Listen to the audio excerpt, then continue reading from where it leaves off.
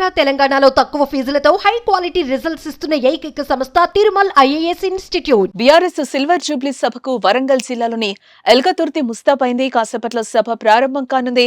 BRS party ప్రతిష్టాత్మకంగా తీసుకున్న ఈ సభను విజయవంతం చేసేందుకు భారీ ఏర్పాట్లే చేశారు.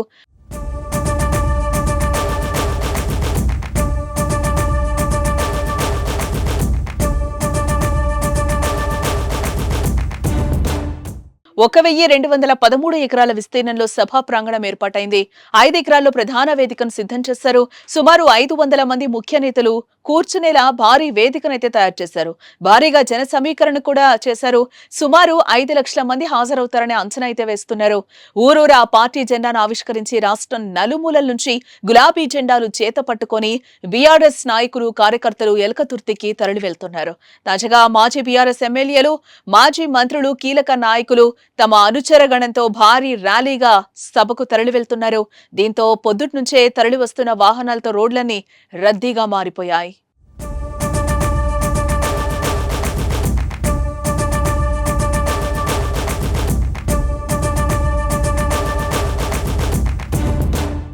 ఇక సభ ప్రశాంతంగా జరిగేలా అన్ని ఏర్పాట్లయితే చేశారు అధికారులు. 12 వైద్య శిబిరాలను, 6 అంబులెన్సులు, వాహనాలకు ట్రాఫిక్ లో చెడిపోతే పక్కకు తీసుకెళ్లేందుకు 25 టోయింగ్ వాహనాలను అందుబాటులో ఉంచారు. సభకు వచ్చే వారి కోసం 10 లక్షల వాటర్ బాటిళ్లు, 15 లక్షల మజ్జిగ బాటిళ్లను ఏర్పాటు చేస్తున్నామన్నారు.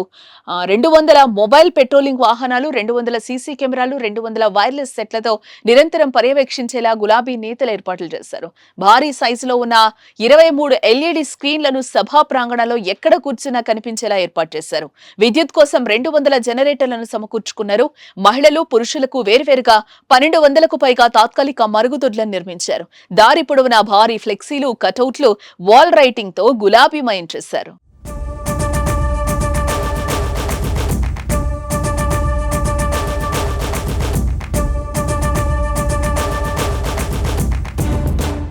ఓటమి తర్వాత నిర్వహిస్తున్న తొలి భారీ బహిరంగ సభలో కేసీఆర్ ఏం మాట్లాడబోతున్నారన్న దానిపై తీవ్ర ఉత్కంఠ నెలకొంది.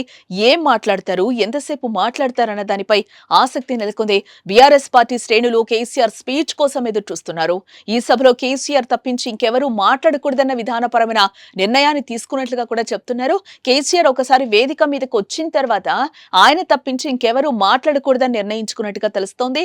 పార్టీ వర్గాల నుంచి అందుతున్న సమాచారం ప్రకారం కనిష్టంగా 30 నిమిషాలు, గరిష్టంగా 45 నిమిషాలు కేసీఆర్ మాట్లాడతారని సమాచారం. కాంగ్రెస్ ప్రభుత్వంపై ఎలాంటి విమర్శలు గుప్పిస్తారు, బీజేపీని టార్గెట్ చేస్తారా లేదా అన్నది కూడా చూడాలి. అదే విధంగా ఏపీలోని చంద్రబాబు సర్కార్ పై కూడా కేసీఆర్ ఏదో ఒక కామెంట్స్ చేస్తారని రాజకీయ వర్గాల్లో చర్చ జరుగుతూ ఉండడంతో కేసీఆర్ స్పీచ్ పై ఉత్కంఠ రేపుతోంది.